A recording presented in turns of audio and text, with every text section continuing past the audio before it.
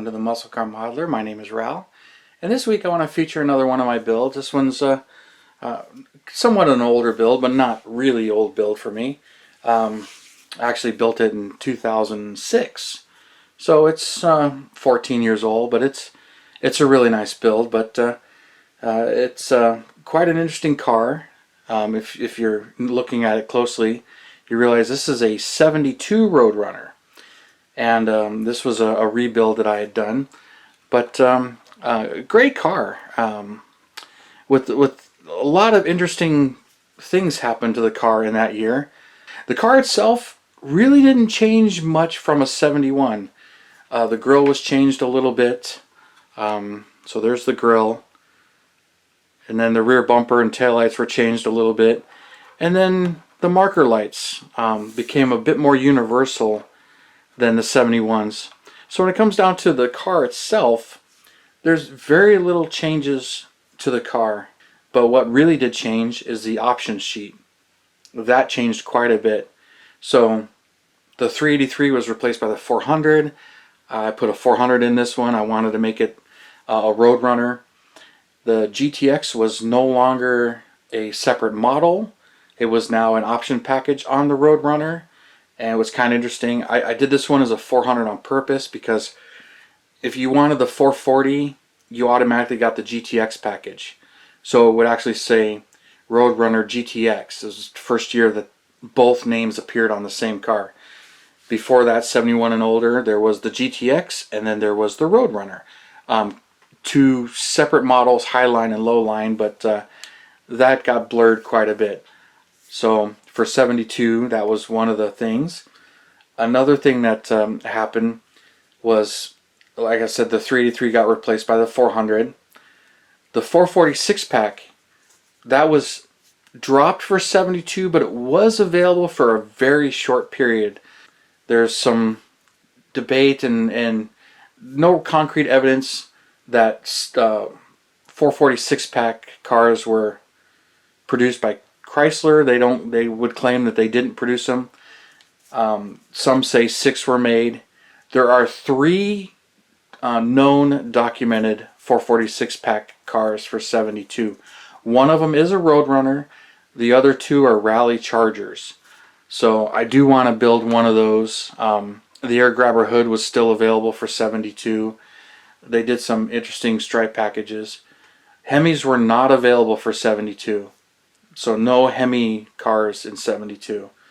So it's just some of the interesting things that changed in the option packages. But a lot of the stripes, a lot of the look, a lot of that stuff stayed behind. Just some of the things I've done to this particular car to go along with that. This one was actually a rebuilder. I'll share some photos. I'll post them on because I actually bought a Resin Body Kit from AFX and Scale back then. This was 15 years ago, and I was planning on building this car, and I was looking for bits and pieces, and then the actual car that this one was built from came up, and it was really nice, pretty decent. It had aftermarket wheels and tires. It had an aftermarket steering wheel, and that was about all. Everything else was there to build the stock car. And I wanted to build this one with the stripe package and everything. So I got the car. It was molded in red and not painted, but the bottom of the body here was all brush painted in black. And I don't know what that black was, but I had a heck of a time getting that to strip off. I used Castrol Super Clean. I call it Purple Power. I used that, and that took a while. It literally had to soak pretty much a week, and I would scrub it and it would slowly come off, and it just did not want to come off. But like the top half of the body was unpainted, the hood was unpainted, and once I got the paint off, it was a pretty easygoing restoration. The bumpers I had to get re-chromed, and I had sourced the wheels. I had bought I forget what kit it was, but I'm pretty sure it was just a few parts from one of the Roadrunner kits. It was one of the 73, 74 Roadrunner kits, but I needed the wheels and the steering wheel from that kit to build this one. And so I had sourced those parts. and it was pretty much go time to build this one. And I decided I was going to paint this orange. This is the metallic orange, which I believe was the vitamin C orange, but it was the actual metallic. I forget whose model paint I actually used. It's one I've never really used before, and I ended up with a can of this paint, and I'd used it. It wasn't spray, it was airbrush, and I airbrushed it on, and it came out looking really nice. And these decals, these are all Keith Marks decals. Got that going, and the interior is right from MPC. I didn't change any of that stuff, but what I did do on this one is I decided I was going to go all out and detail it out as best that I can, kit bashing using parts from other model kits. So on this one I decided that I was not going to use the original MPC engine or the entire chassis. So I ended up using the Charger chassis from the 71 Charger, the AMT kit. So when I pull this up and look under the hood, there you see the 400 engine, the dual snorkel, AC, the entire engine compartment lifted out of that 71 Charger and put into this to really give it the extra detail and all the... So I didn't add any plug wires or anything else to it. I used all of the kit parts. So this thing looks like it could have came right from MPC this way. And same thing with the underside.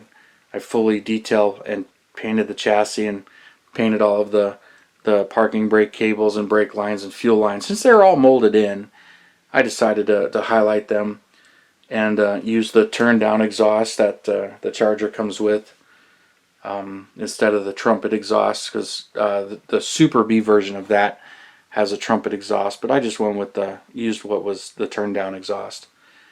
And like I said, you know, she came out beautifully, and I made sure to paint everywhere in there. So if you look in the inner fenders, inner fender wells, it's all painted, even though I really should have blacked some of it out in the back, because they did that on some of these cars, black those areas out. But I pretty much over restored it, which is the way I want to do it, even painting the rubber plugs in the floor pan and making sure to paint the torsion bar boots, but not on the back side where that was actually part of the frame. Some people will paint this area black, but this frame is actually part of the unibody, and only the front subframe, this part unbolts the engine cradle. But so yeah, I went to town on this one and had a really good time building it, and it went over really well.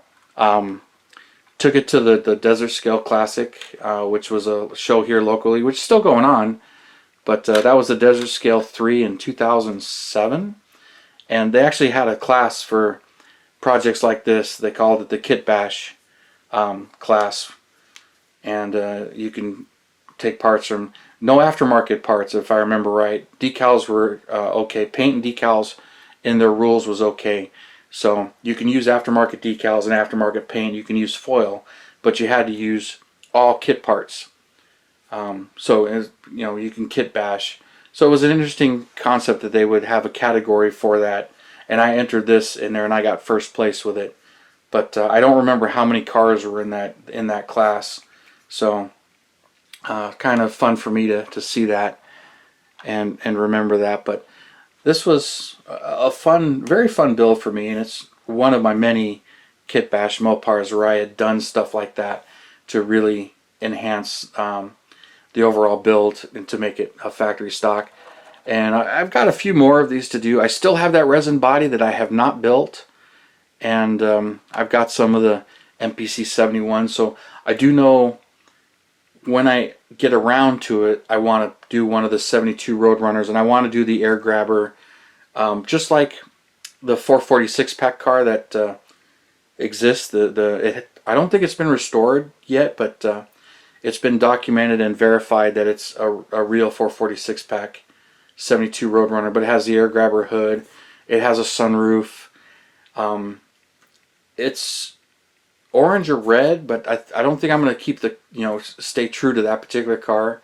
So I'm not sure if I'm going to do the sunroof and the half vinyl top like that car, but I do want to do a 446 pack and an air grabber on a 72 and build it up that way, and go with the there's a different stripe package that it was available on the GTX for 72, and somebody makes those decals now too that go on the air grabber hood, and they've got stripes that run up and down the back, kind of a rare, hardly ever seen option. These stripes are what most people think of when they see them, and the GTX would have a different stripe here if it used this hood.